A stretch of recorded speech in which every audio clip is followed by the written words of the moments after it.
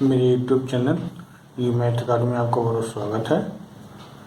आज हम आपको प्रश्नावली 3.5 पढ़ाने जा रहे हैं, जो कि है NCERT मैथ क्लास 10th है और रैखिक समीकरण। तो देखिए, इससे पहले आप दो मेथड से रैखिक समीकरण हल कर चुके। एक प्रतिस्थापन विधि, दूसरी थी हमारी विलोपन विधि। अच्छा, तीसरी ये आई है वर्ज गुणन विधि। इससे हमें समीकरण हल करने यानी एक्स वाई के मान निकालने होंगे। तो देखिए, इसका एक फार्मूला होगा। तो इसमें देखिए रैखिक समीकरण मान लीजिए दे रखी है। तो ये फार्मूला क्या होता है, x upon b1c2 minus b2c1। इस तरीके से y बराबर a बराबर 1 अपॉन हो जाता है a1 b2 minus a2 b1। अच्छा ठीक, ये तो फार्मूला है। से एक थोड़ा सा इसमें किया गया किस तरीके से हम इसको याद रखें आसानी से, इससे कि हम ये रटना ना पड़े। तो हम क्या करते हैं, x y और 1 मतलब अचर पद है, उसके लिए 1 मान लिया है। तो इसके लिए क्या किया, देखिए हमने b1 क्रम से b1 c1 a1 b1 यानी b1 से स्टार्ट कर लिया। हाँ देखिए b1, उसके बाद आएगा c1, फिर c1 के बाद क्या क्रम आएगा a1 फिर b1। इस क्रम से लिख लीजिए b1 c1 a1 b1। ठीक है, फिर ऐसे दूसरी समीकरण कहाँ से स्टार्ट किया, b2 c2 a2 b2। देखिए b2 c2 फिर a2 और b2। ठीक है, ये लिख लिए गए। उसके बाद देखिए x अपॉन रखना है। जब x के नीचे रखना है तो हमें x का गुणांक बिल्कुल नहीं रखना होता। देखिए क्या किया है, b1 c2 ठीक माइनस b2 c1।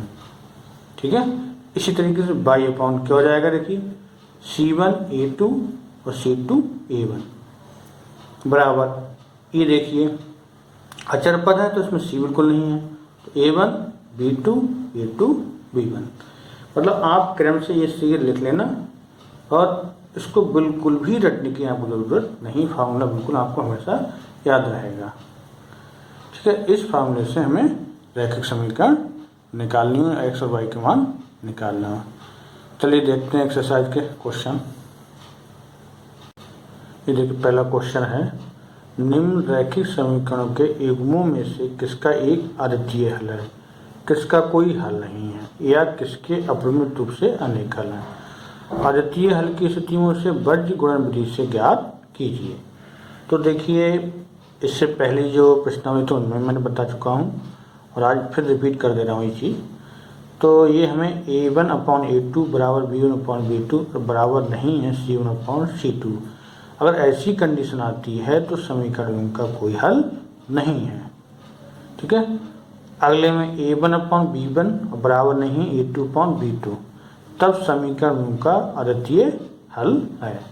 अद्वितीय हल जिसका होगा उसके हमें वर्गमूल विधि से उसको हल करना होगा। अच्छा, तीसरी कंडीशन क्या है, तीनों का अनुपात अगर बराबर हो तो समीकरण उनके अपरिमित रूप से अनेक हल होंगे। तो सबसे पहले क्या होगा, क्वेश्चन में हमें ये a1 upon b1 a2 upon b2 ये निकालने होंगे। उसके बाद हम उसको अगर अद्वितीय हल है तो वर्गमूल विधि से उसको हल करेंगे। तो देखिए पहला खंड है इसका। तो हमने क्या किया, देखिए ये a1 upon a1x b1y c1, इससे क्या इनकी तुलना कर ली तो a1 b1 c1 के मान आ गए। इसी तरीके से इसकी तुलना कर ली समीकरण 2 की, तो a2 b2 c2 की वैल्यू आ गई। ठीक है, अब क्या करना होगा, हमें ये निकालने के लिए तीनों कंडीशन कौन सी कंडीशन आ रही है, तो ये अनुपात निकाल लो। तो क्या करें, देखिए a1 अपॉन a2 निकाल लें। a1 कितना है 1, a2 कितना 3। अच्छा, b1 अपॉन b2 निकाल लें। क्या देखिए माइनस के 3 माइनस के 9, माइनस माइनस 3 एकम 3 3 3 1/3 आ गया। अच्छा, c1 अपॉन c2 कितना आ जाएगा, ये देखिए माइनस के 3 माइनस के 2, यानी कि देखिए 1/3 a1 और a2 और b1 b2 तो बराबर है। देखिए 1/3 है 1/3 है, लेकिन क्या है c1 अपॉन c2 बराबर नहीं है, क्योंकि ये है 3/2 2 हो रहा है, यानी A1/A2 B1/B2 बराबर नहीं क्या C1/C2 के। तो इसमें कौन सी कंडीशन हुई इन तीनों में से? ये वाली देखिए, समीकरण इनका कोई हल नहीं है। समीकरण का कोई हल नहीं है तो इसको यहीं तक बस छोड़ देंगे, यहाँ लिख देंगे समीकरण एवं का कोई हल नहीं है। ठीक है, अगर ये वाली कंडीशन आ जाती A1/B1 बराबर नहीं A2/B2 के, यानी अद्वितीय हल है, तब हम उसको बीजगणित से हल करते। यही क्वेश्चन में दे रखा है, देखिए अद्वितीय हल की स्थिति में इसे बीजगणित विधि से ज्ञात करना है। ठीक है, तो समझ में आया होगा। इसको ताली ये भी एक साइड में लिख लीजिएगा, जिससे कि हमें याद रहे। पीछे तो लिखवा चुके हैं, लेकिन यहाँ पर भी लिख लीजिएगा, जिससे कि अच्छे से ये चीज़ समझ में आ जाए। चलिए आगे करते हैं अगला खंड। ये देखिए दूसरा खंड है, दे रखा है ये समीकरण, तो इसकी भी क्या कर ली, तुलना कर ली। देखिए इससे तो यहाँ से A1 B1 C1 की वैल्यू आ गई, A2 B2 C2। देखिए माइनस क्यों आई, क्योंकि C1 है इस साइड और ये हमारा जो अचर पद है बराबर की दूसरी साइड में, इसलिए इधर जब लेके आए तो ये माइनस का हो जाएगा। तो C1 की वैल्यू यहाँ से माइनस की, इसी तरीके से CT की वैल्यू क्या हो जाएगी, माइनस की हो जाएगी। सेम उसी तरीके से A1 A2 B1 B2 C1 C2 निकाल लिए हैं। तो क्या आता देखिए, A1 A2 और B1 B2 बराबर नहीं है, तो बराबर नहीं है तो क्या हो जाएगा, समीकरण इनका अद्वितीय हल है। ठीक है, अद्वितीय हल है, तब से क्या करेंगे, बीजगणित विधि से इसको हल करेंगे। अच्छा, बीजगणित विधि क्या थी हमारी, देखिए उस तरीके से लिख लिए x y और ये अचर पद। तो क्या होता है देखो, B1 C1 A1 B1, देखिए B1 1 है, C1 -5 है। ठीक है, फिर क्या है, A1 2 है, फिर वही B1। ठीक, बना गया, यानी क्रम कहाँ से स्टार्ट, B1 C1 A1 और B1, यहाँ से स्टार्ट हुआ B1 C1 A1 B1, एक सील चलता गया। इसी तरीके इसका देखिए B2 C2 A2 और B2, क्रम आ गया। बस एक क्रम, बस सील जो है याद रखना है, बाकी रटने की जरूरत नहीं है। अब क्या करना है, इन दोनों गुणा, 1 की और -8 की गुणा करेंगे, क्या हो जाएगा, -8 एकम 8। ठीक है, चाहे स्थिति लिख लीजिए, इसे ध्यान रहे कैसे आया है, 1 गुणा -8, फिर माइनस आ जाएगा। देखिए ये देखिए 2 -5, 2 ब्रैकेट में -5 हो गए, बराबर इन दोनों गुणा, देखिए -5 और ब्रैकेट में 3 गुणा में है, मतलब ऐसे ये देखिए -8 और 2, ये देखिए इधर 2 गुणा 2 -3 गुणा 1, इनका हो गया। अब x -8 एकम 8 हो गए, माइनस माइनस ये हो गया प्लस, 5 दूनी 10 बराबर बाई/, -5 × 15 हो गए, माइनस माइनस प्लस हो जाएगा, देखिए 8 दूनी 16 हो जाएंगे, 2 दूनी 4 -3 एकम 3, x/, देखिए घट जाएंगे, अलग अलग विपरीत साइन है, तो 2 बचेगा काय के, प्लस का, क्यों प्लस के ज़्यादा है। यहाँ पर भी प्लस का कितना बचेगा, 1, और यहाँ पर भी प्लस का बचेगा 1। अब x और y की वैल्यू निकालने क्या करेंगे, x/2 बराबर ये वाला अचर पर ले लेंगे, तो यहाँ से x की वैल्यू आ जाएगी यहाँ से 2। ठीक, इसी तरीके से y/1 बराबर ये वाला ले लेंगे, फिर पहले ये इसके बराबर ले लिया, अब इसके बराबर ये ले लेंगे, y बराबर 1, x बराबर 2 y बराबर 1 निकल आया हमारा। चेक करना चाहें चेक कर सकते हैं, देखिए सही आए हैं गलत आए, देखिए एक्स का मान यहाँ रख लें, 2 दूनी 4 हो गया, +1, 4 और +1 कितने हो गए 5, यानी ये वाली साइड आ रही। इसका मतलब हमारी समीकरण के उत्तर जो है सही है एक्स और वाई का। ओके, अगला देखते हैं, अगला खंड।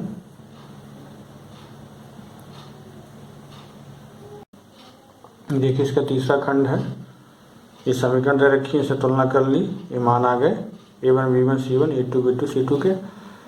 a1/a2 निकाल लिए, देखिए 3/6, ऐसे ही b1/b2 1/2 आया, ये भी 1/2 आया, यानी a1/a2 b1/b2 c1/c2 क्या है, तीनों के अनुपात बराबर आ रहे हैं। तो क्या होगा, अतः समीकरण उनके अपने रूप से अनेक हल होंगे। अनेक हल होंगे तो उसको वर्गीकरण विधि से करने की जरूरत नहीं है। ठीक है, अगला खंड देखते हैं इसका। ये देखिए चौथा खंड है इसका, समीकरण दे रखी है। इस तरीके से a1 b1 c1 a2 b2 c2 निकाल लिए, तुलना करने का ये अनुपात निकाल लिया। देखिए तो यहाँ से क्या आता है, देखिए a1/a2 बराबर नहीं b1/b2, क्योंकि ये आता है 1/3 और इसका मान आया 1, क्योंकि 3 से 3 कट गया, देखिए 1 आ गया। तो जब बराबर नहीं है तो क्या होगा, समीकरण उनका अद्वितीय हल है। जब अद्वितीय हल है तो उसको वर्गीकरण विधि से हम हल करेंगे। तो उसी तरीके से लिख लिए, देखिए b1 c1 a1 b1 b2 c2 a2 और b2।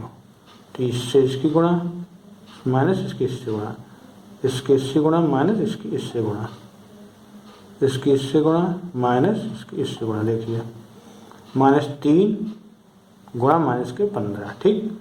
फिर -3 गुणा -7 बराबर y/-7 गुणा 3, ठीक। ऐसे -15 गुणा 1, ठीक है, ये हो गया। ऐसे 3 ये वाले, हाँ 1 गुणा -3, ठीक है। फिर -3 गुणा -3। अब इनको सॉल्व कर लेते हैं। देखिए ये माइनस और माइनस क्या हो जाएगा, प्लस के 45 माइनस माइनस प्लस और प्लस और माइनस -7×21 बराबर y/, ये माइनस के साथ है, प्लस के 3 है तो माइनस के हो जाएंगे ये 21, माइनस माइनस प्लस हो जाएगा, 15 एकम 15। ये देखिए 1/1 और 3 माइनस के 3 माइनस माइनस क्या हो जाएगा, देखिए प्लस 3×3 9। अच्छा ये घटा लें आपस में, देखिए कितना बचेगा 4, और ये 4 में से 2 गया 2, 24। ये देखिए यहाँ माइनस के ज़्यादा है, प्लस के कम है, कितने ज़्यादा है, प्लस माइनस के 21 है, प्लस के हैं 15, कितने बचेंगे माइनस के 6। यहाँ देखिए माइनस के 3 है, प्लस के 9 है, ये घट जाएंगे आपस में, क्या के बचेंगे, प्लस के कितने बचेंगे 6। आप क्या कर लें, जब x का मान निकालना है तो x/24 किसके, इसके बराबर रख लेंगे, ठीक है। तो x की वैल्यू निकालनी ये है अपॉन में, तो ऊपर हो जाएगा कितना आ गया 4, x की वैल्यू आ गई हमारी 4। इसी तरीके से क्या करेंगे, अब जब y की वैल्यू निकालनी है, y -6 बराबर 1/6, ये भी 6 इधर पहुँच जाएंगे, माइनस भी इधर कर दें, 6/6 कट गया, y बराबर कितना आ गया -1, ठीक है। सॉल्व हो गया, x और y की वैल्यू आ गई। क्वेश्चन नंबर 1 के सारे पार्ट फिनिश। अगला देखते हैं क्वेश्चन नंबर 2। देखिए क्वेश्चन नंबर 2 का पहला है, ए और बी के किन मानों के लिए निम्न रैखिक समीकरणों के युग्म अपरिमित रूप से अनेक हल होंगे। तो ये समीकरण दे रखी है, समीकरण 1 ये है, समीकरण 2। तो यहाँ से a1 देखिए तुलना करें 2 आ जाएगा, b1 3 आ जाएगा, c1 माइनस के साथ। इसी तरीके से समीकरण 2 से तुलना करें तो a2 बराबर a माइनस के b, यानी x का गुणांक का, b2 y का गुणांक a प्लस b, और c2 बराबर माइनस के 3a प्लस b माइनस के 2। अच्छा, अपरिमित रूप से अनेक हल होंगे, कंडीशन दे रखी क्वेश्चन में, ठीक है। तो ये कंडीशन कब होती है? जब तीनों बराबर हो, a1 अपॉन b1 बराबर a2 अपॉन b2 बराबर अपॉन c1 अपॉन c2 हो, ठीक। यानी कि क्वेश्चन के अनुसार बराबर होंगे, यानी कि तीनों के अनुपात बराबर ले लिया हमने। क्या किया हम देखिए, a1 की वैल्यू रख दी 2, a2 की a माइनस के b बराबर, ठीक। b1 कितना है 3, b2 कितना a प्लस b बराबर है c1 माइनस के साथ c2 माइनस के, ये देखिए ये रखा 3a प्लस b माइनस के 2। अच्छा, तीनों बराबर हैं तो कोई भी किसी के बराबर कर सकते हैं इसको। तो पहले हमने ये दोनों बराबर कर लिया आपस में, देखिए, ठीक है। फिर इनकी तिरछी गुणा कर ली, और अगली कंडीशन में ये और माइनस का सॉरी होगा ये a माइनस के, देखिए 2a अपॉन a माइनस के b, और ये माइनस माइनस दोनों कैंसिल हो जाएगी, प्लस पूरा प्लस के हो जाएगा ये 7 अपॉन, ठीक है। ये बराबर कर लिए हमने, पहले कंडीशन ये दोनों बराबर, फिर ये दोनों आपस में बराबर कर लिए। तो यहाँ से देखिए इसको हल कर लिया, ये इसकी 2 से गुणा हो गई ये प्लस b, और इसकी 3 से गुणा हो गई। हल करने के बाद 2a प्लस 2b, ऐसे ये 3a माइनस के 3b। तो a वाली एक तरफ लेकर देखिए, इधर प्लस के 3a तो माइनस के 3a हो गए, और यहाँ रहेगा माइनस के 3b, ये 2b इधर प्लस के, इधर जाके ये माइनस के 2b हो जाएंगे। तो घटा दें, देखिए ये प्लस के हैं ये माइनस के हैं, तो क्या क्या बच जाएगा, माइनस का क्या बच जाएगा a। अच्छा, ये दोनों माइनस के जो एक जैसे साइन होते तो आपस में जुड़ जाते हैं, तो ये माइनस के हो जाएंगे 3b और 2b 5b, माइनस से माइनस कैंसिल हो गए, तो a बराबर आ गया 5b। अच्छा, अब इनको कर लेते हैं सोल्व, तिरछी गुणा करके देखिए, ये हो जाएगा 2 इंटू 3a प्लस के b माइनस के 2 बराबर 7 a माइनस के b। अंदर गुणा कर लें 2 से, 2 3 6 प्लस के 2b 2 2 जा 4 7a माइनस के 7b। सब एक तरफ कर लें, देखिए तो ये 6a, ठीक है, और ये माइनस के 7a, देखिए यहाँ से 7a इधर आ गया, प्लस के 2b माइनस ये प्लस के हो जाएंगे 7b, ठीक है। ये माइनस के थे यहाँ जाकर प्लस के, और 4 को इधर ले जाएंगे माइनस के, इधर जाके प्लस के हो जाएंगे। तो देखिए घट जाएंगे आपस में, क्या बचेगा माइनस का केवल a, ये जुड़ जाएंगे, कितने हो जाएंगे 2 और 7 9, b बराबर 4।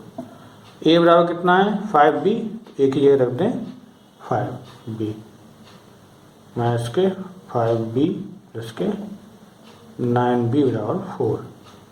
तो माइनस के 5b ये 9b प्लस के घट जाएंगे, कितना बचेगा 4b बराबर 4, माइनस का सॉरी प्लस कहाँ 9 ज़्यादा है, b की वैल्यू जाएगी 1, ठीक है। अब b का मान यहाँ रख दें, देखिए तो a बराबर हो जाएगा 5 गुणा 1 कर दें तो a बराबर आ जाएगा 5। तो a का मान आ गया 5, b का मान 1। तो a के और b के मान पूछा था, कैसे कौन से a और b के मान होंगे, इससे रैखिक समीकरणों के एवं क्या होंगे, अपरिमित रूप से अनेक हल होंगे। तो यहाँ लिख देंगे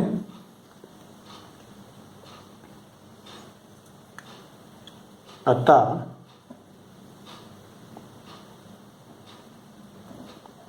समीकरण एवं के अपरिमित रूप से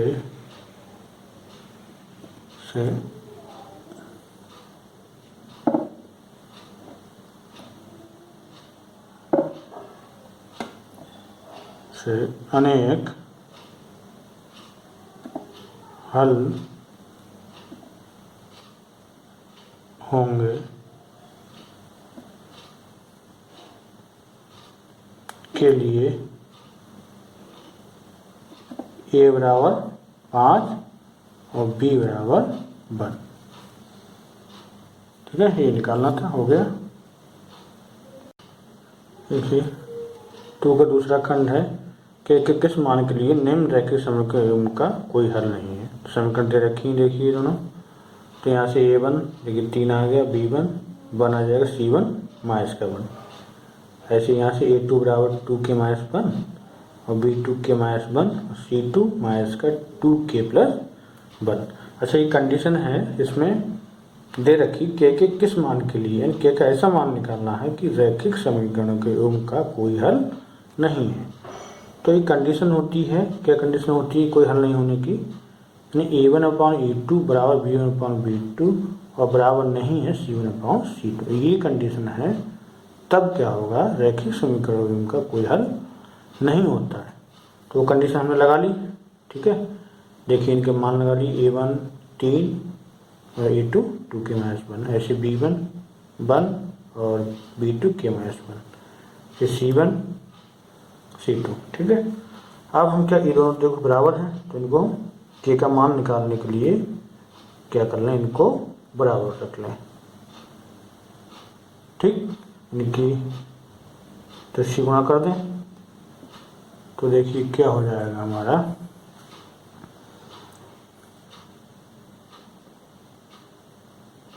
तीन के माइनस इससे इसकी गुणा और बराबर इससे इसकी गुणा 2k माइनस 1। सॉल्व कर लें इनको, अंदर गुणा 3k, 3 की माइनस 1 की गुणा माइनस के 3 और ये से 2k 1 से 1 की 1, तो ये 3k, k वाले से एक साइड ले आए, इधर प्लस के इधर जाके माइनस के होगा 2k। ये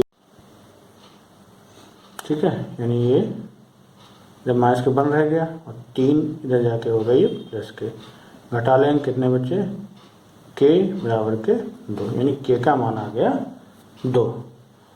तो लिख देंगे, स्पष्ट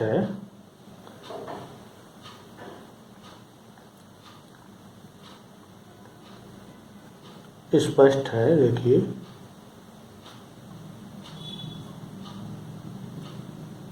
है k बराबर 2 के लिए, यानी ये बराबर नहीं थे, देखिए ले लें, बराबर नहीं है 1/, क्योंकि दोनों माइनस इसलिए प्लस हो गए। अब यहीं के का मान अगर 2 रखेंगे, देखिए यहाँ से 1 आ जाएगा, 2 माइनस 1, ठीक, और यहाँ क्या हो रहा है, देखिए 2 2 4, 1 पानी 1/5, तो यानी बराबर नहीं हो रहा है। इसका मतलब के का मान 2 सही है, यानी के 2 मान के लिए रैखिक समीकरणों का कोई हल नहीं होगा। तो लिख देंगे, अतः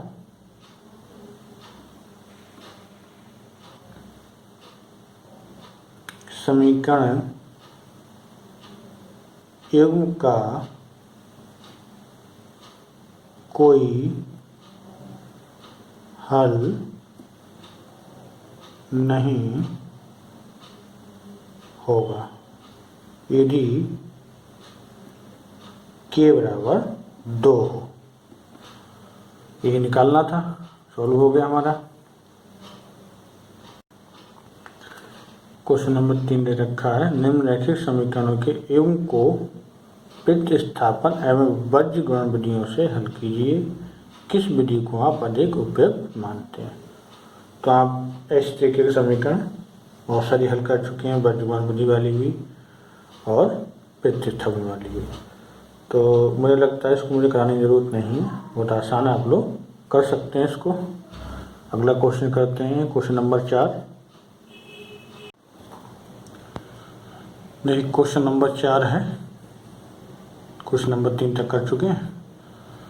क्या कह रहा है, निम्न समस्या में रैखिक समीकरणों के योग बनाइए और उनके हल किसी भी गतिविधि से ज्ञात कीजिए। तो इसका पहला खंड है, एक छात्रावास के मासिक व्यय का एक भाग नियत है तथा शेष भाग इस पर निर्भर करता है कि छात्र ने कितने दिन भोजन लिया है। जब एक विद्यार्थी ए को जो 20 दिन भोजन करता है 1000 छात्रावास के व्यय के लिए अदा करने पड़ते हैं। अच्छा, जबकि एक विद्यार्थी बी को जो 26 दिन भोजन करता है छात्रावास व्यय के लिए 1180 रुपये अदा करने पड़ते हैं। तो इसमें नियत व्यय और प्रतिदिन भोजन के व्यय का मूल ज्ञात करना है। तो देखिए, इससे पीछे की जो एक्सरसाइज है उनमें भी इस तरह के क्वेश्चन बहुत कर चुके हैं, सेम उसी जैसा है। तो इसमें मान लेते हैं, माना नियत व्यय है 100 रुपये और प्रतिदिन व्यय है 22 रुपये। मतलब इस तरीके से है, जैसे उनने मान लिया है कि 500 रुपये फिक्स है, आप चाहे एक दिन खाना खाएं चाहे बिल्कुल ना खाएं, ठीक है, वो तो 500 रुपये लेंगे। उसके बाद क्या करते हैं, वो जितने दिन भोजन करता है उसका प्रतिदिन के हिसाब से अलग जाता है। यानी 100 रुपये तो उनके नियत हो गए और प्रतिदिन भोजन कर रहा है तो प्रतिदिन के 22 रुपये प्रतिदिन और हो गए। तो देखिए कैसे समीकरण इसकी बनेगी। तो हमारा x तो हो गया नियत, यानी 100 रुपये तो हमें देने ही पड़ते हैं चाहे एक दिन भोजन ना करें। और भोजन कितने दिन करता है वो 20 दिन, और एक दिन का कितना है 4 22 रुपये, तो 20 दिन कितना हो जाएगा 20 22, ठीक। और कुल रुपये देता कितना है 1000 रुपये। देखिए समझ में आया, यानी 100 रुपये तो हमारे नियत हो गए जितना जाएगा, और 20 22 हो गए जो प्रतिदिन भोजन करता था वो 20 दिन के भोजन के रुपए कितने 20 22। तो इनको मिला के दोनों मिला वो कितने रुपए देता है 1000 रुपये देता है छात्रावास के लिए। तो समीकरण 1 हो गई। इसी तरीके से देखिए इसमें भी x तो नियत हो गया, ये कितने दिन भोजन करता है 26 दिन, तो एक दिन का है 22 रुपये, तो 26 दिन का 26 22 बराबर कितना हो जाएगा ये 1180। समीकरण 2 हो गया। तो यहीं देखो समीकरण 1 से समीकरण 2 घटा दें, यहाँ लिख देंगे घटाने। अब इसमें किसी भी 3 विधियाँ आप कर चुके हैं, प्रतिस्थापन, विलोपन और हमारा था वज्रगुणन विधि। तो जो भी आसान लगे उस विधि से हम इनको समीकरण को हल कर सकते हैं। कोई कंडीशन नहीं दे रखी है तो हम यहाँ पर विलोपन विधि से इसको हल कर रहे हैं। देखिए x और x बराबर हैं तो बराबर करने की जरूरत है नहीं इनके गुणांक, तो क्या करेंगे सीधे माइनस करने पे, क्योंकि दोनों के चिन्ह समान हैं तो माइनस करने पे कटेंगे। माइनस करने पे घटाने पे क्या होता है चिन्ह बदल जाते हैं, जल्दी ये कट गया। देखिए यहाँ ये 26x है, ये 26 22 है, ये 20 22 है। तो ये माइनस के ज़्यादा है प्लस के कम है तो घट जाएंगे आपस में, किसके बचेंगे माइनस के कितने बचेंगे 6 22।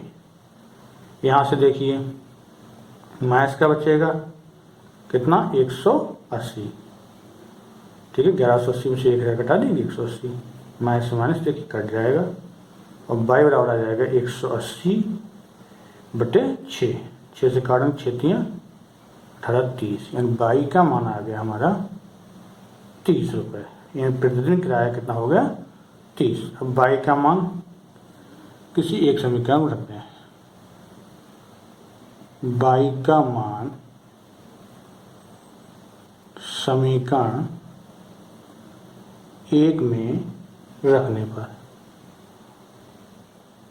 रख दें। देखिए क्या समीकरण 1 x प्लस बाई की जगह 30 बराबर 1000, 2 3 600 हो गया 1000। x बराबर आ जाएगा 1000 माइनस के 600, कितना आ गया 400 रुपये। तो नियत किराया कितना हो गया या नियत व्यय यहाँ लिख देंगे नियत व्यय बराबर हो जाएगा 400 रुपये और प्रतिदिन भोजन का मूल्य प्रतिदिन भोजन का मूल्य बराबर कितना हो जाएगा, बाई का मान 30 है, 30 रुपये। आया होगा अच्छे से समझ में, बहुत आसान है। ठीक है, उतार लीजिएगा इसको। चलिए आगे क्वेश्चन करते हैं, दूसरा खंड इसका। ये देखिए दूसरा खंड है इसका। ये कह रहे हैं एक भिन्न 1/3 हो जाती है जब उसके अंश से 1 घटा दिया जाता है। ठीक है, और वह 1/4 हो जाती है जब हर में 8 जोड़ दिया जाता है। तो भिन्न ज्ञात कीजिए। तो हमने भिन्न मान लिए, माना भिन्न x/बाई, x हो गया अंश, बाई हो गया हर। तो क्वेश्चन में क्या कह रहा है, जब उसके अंश से 1 घटा दें, अंश ये x है, इसमें से 1 घटा दें तो कितने हो जाती है, भिन्न 1/3। ठीक है, इसको हल कर लें तो इससे गुणा करके देखिए, ये हो जाएगा 3x माइनस बाई, बाई की 1 गुणा, बाई 1 बाई, 3x माइनस 3 एकम 3 बराबर बाई, 3x और बाई इधर ले आएंगे, माइनस का हो जाएगा, और ये 3 इधर माइनस के, इधर जाके प्लस के, समीकरण 1 आ गई। अच्छा, दूसरी कंडीशन में क्या कह रहा है, जब हर में 8 जोड़ दें, भिन्न ये है, हर में 8 जोड़ दें तो कितनी हो जाएगी, भिन्न 1/4। ठीक है, तो इसी तरीके से यहाँ पर तो इसी गुणा कर दें, ये हो जाएगा 4x और ये देखिए बाई प्लस 8, क्यों 1 से गुणा करने पर इतना ही रहेगा। तो देखिए यहाँ पर कर देंगे 4x और बाई इधर ले आएंगे, माइनस का हो जाएगा बराबर 8। समीकरण हमारी हो गई है 2। तो देखिए समीकरण 2 और 1 ब्लूप्रिंट से हल कर सकते हैं आसानी से। और देखो बाई को विलोपित कर दें, क्योंकि बाई की गुणांक दोनों बराबर हैं, तो गुणांक बनाने की जरूरत नहीं पड़ेगी। तो क्या करते हैं, समीकरण 1 और 2 घटा दें। तो यहाँ लिख देंगे समीकरण 1 से समीकरण 2 घटाने पर 3x माइनस बाई बराबर 3, 4x माइनस बाई बराबर 8। घटा दें, घटाने में चिन्ह बदल जाएंगे, ये प्लस का हो जाएगा, ये माइनस का हो जाएगा, ये माइनस के बाई प्लस के बाई कैंसिल हो गए, और क्या बचेगा देखिए, ये प्लस के 3x हैं, ये माइनस के 4x हैं, तो घट जाएंगे, यानी विपरीत चिन्ह दोनों के, एक से चिन्ह वाले जुड़ जाते हैं, विपरीत चिन्ह वाले घट जाते हैं, और बचता वो है जिसको जिसका ज़्यादा हो। माइनस का ज़्यादा है तो माइनस का 1x बच जाएगा, यहाँ पर माइनस के 5 बच जाएंगे। देखिए माइनस से माइनस कैंसिल हो गया। ठीक है, अब क्या कर देंगे, x का मान समीकरण 1 में रखने पर, रखिए 3x का मान है 5। ठीक है, यहाँ और लिख दें x बराबर 5 लिख दें, और माइनस के बाई बराबर के 3, ये 3 पंजे 15 हो गए, माइनस के बाई बराबर 3, इधर 15 प्लस के हैं, इधर जाके हो जाएंगे माइनस के, तो ये माइनस के बाई बराबर माइनस के बच के देखिए 12, माइनस से माइनस कैंसिल, बाई का मान आ गया 12। तो हमारी भिन्न क्या हो जाएगी, देखिए x का मान है 5, बाई का मान है 12। ठीक है, भिन्न मानी थी हमें, देखिए x/बाई, x मान आया 5 और बाई का मान 12, ये भिन्न आ गई। बहुत ईजी क्वेश्चन है। चलिए बता लीजिएगा इसको एक बार। ये देखिए, इसने एक टेस्ट में 40 अंक अर्जित किए जब उसे प्रत्येक सही उत्तर पर 3 अंक मिले तथा अशुद्ध उत्तर पर 1 अंक की कटौती की गई। यदि उसे सही उत्तर पर 4 अंक मिले तथा अशुद्ध उत्तर पर 2 अंक कटते तो इस 50 अंक अर्जित करता है। टेस्ट में कितने प्रश्न थे? तो मान लिया हमने सही उत्तर वाले प्रश्न x मान लिए, अशुद्ध उत्तर वाले प्रश्न y मान लिए। तो देखिए ये कह रहा है प्रत्येक सही उत्तर पर 3 अंक मिले। ठीक है, ये देखिए मतलब सही उत्तर वाले प्रश्न थे x और एक सही उत्तर देने पर कितने एक प्रश्न में कितने मिलते हैं? 3 अंक। तो x प्रश्नों को सही करने पर कुल अंक कितने हो गए?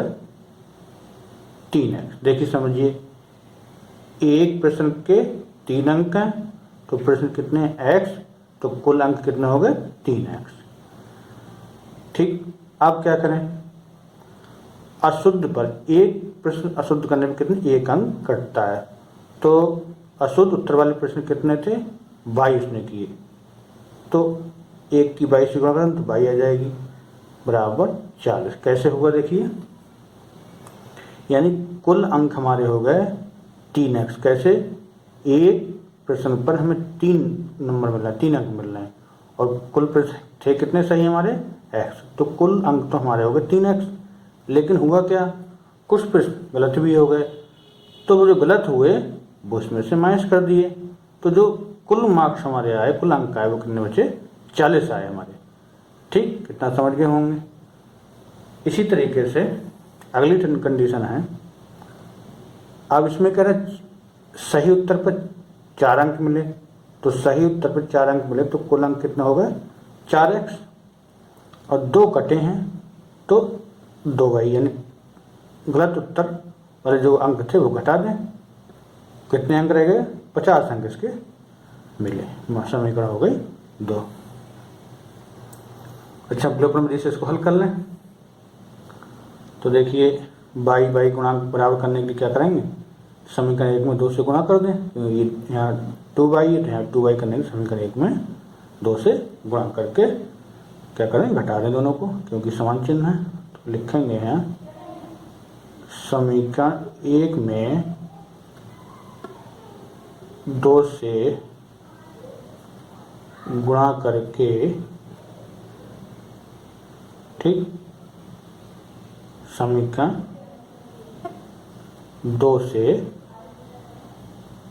घटाने पर। अच्छा कीजिए, समीकरण 1 को 2 से गुणा करें क्या हो जाएगा? 3 दूनी 6x माइनस के 2y, 40 की 2 गुणा 4 दूनी 80, क्योंकि ये करने के लिए पूरी समीकरण गुणा करनी पड़ती है। ये समीकरण 2 ऐसे लिख लेंगे बराबर 50। क्या कर लें? घटा लें, माइनस का हो जाएगा, प्लस का हो जाएगा, माइनस का हो जाएगा। ये देखिए कट गए, क्या बचेंगे? 2x प्लस के, क्योंकि 6x प्लस के ज़्यादा है, यहाँ प्लस के रह गए 30 और x बराबर आ जाएगा 30/2, काट दिया आ गया 15, x का मान आ गया हमारा 15। ठीक है, अब क्या है? x का मान समीकरण 1 में कोई सी रख सकते हैं, 1 में रख रहे हैं, 1 में रखने पर चलिए रखिए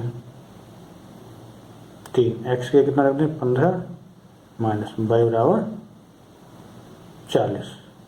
ये कितना हो गया? 45 माइनस y बराबर 40 और माइनस के y बराबर 40। 45 जगह हो जाएंगे माइनस के, क्योंकि यहाँ कोई अंक नहीं होता तो प्लस के माने जाते हैं। माइनस y बराबर माइनस के बच गए, माइनस माइनस कैंसिल और y का मान आ गया 5। ठीक है, तो टेस्ट में कुल कितने प्रश्न थे?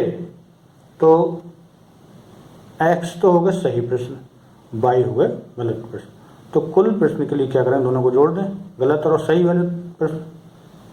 कुल प्रश्न हो जाएंगे x प्लस y, जितने प्रश्न थे इसमें टेस्ट में। यानी 15 तो सही गलत किए गए, सही की, और 5 गलत हो गए थे हमसे, तो कितना होगा? बराबर 20 प्रश्न हो गए। ठीक है, समझ में आया होगा। चलिए अगला क्वेश्चन करते हैं इसका।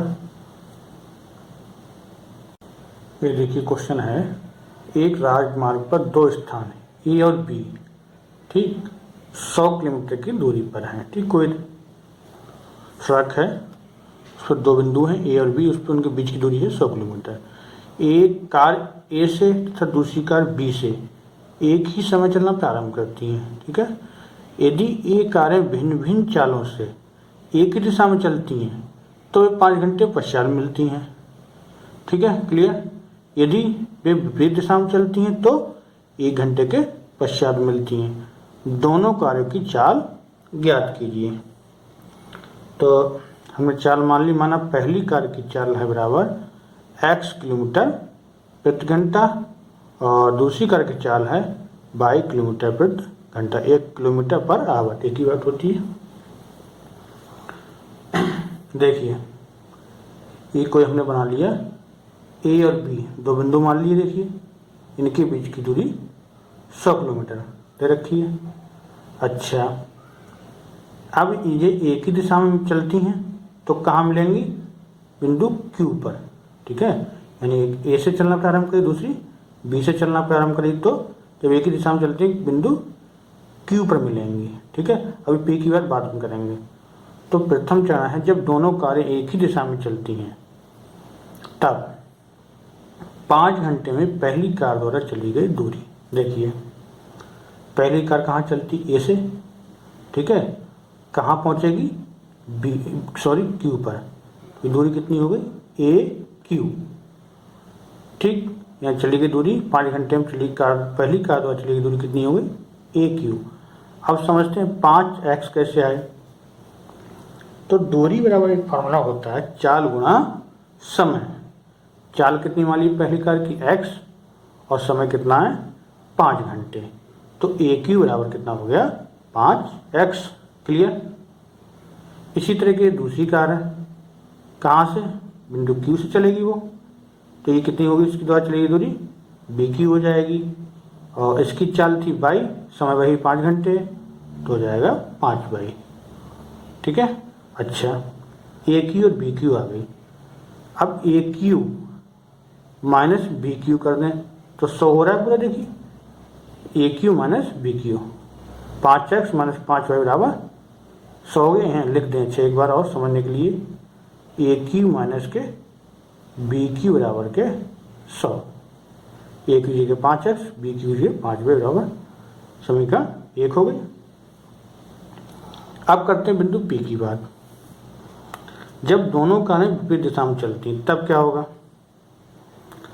जब विपरीत, ये इधर के लिए जाएगी और ये इधर के लिए जाएगी, तो कहाँ बीच में मिलेंगे? कहीं बिंदु P पर।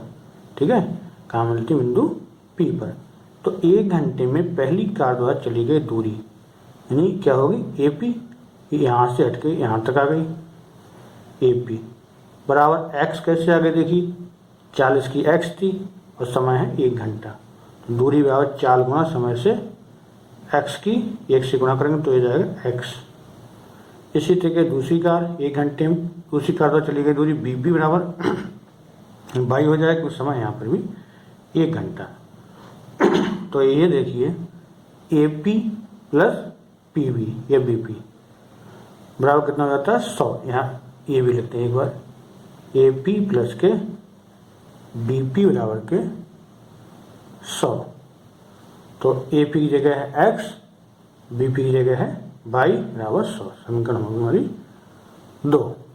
इनको हल कर लें तो यहाँ देखिए अगर y को विलोपित करेंगे तो यहाँ 5y है, यहाँ सिंगल y है, तो समीकरण 2 में 5 से गुणा कर दें, लिख देंगे यहाँ समीकरण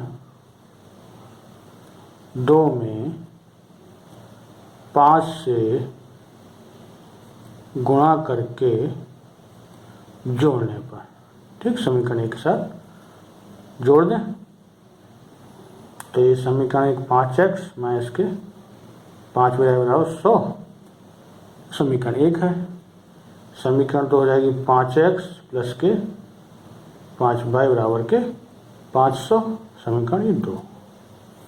जोड़ रहे हैं तो माइनस का प्लस का कैंसिल हो जाएगा और ये हो गए 10x बराबर कितना हो गए 600 और x बराबर 600 बटे 10 0 से 0 x का मान आ गया 60 किलोमीटर पर आवर।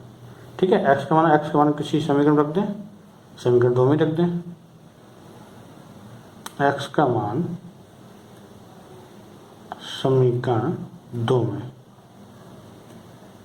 रखने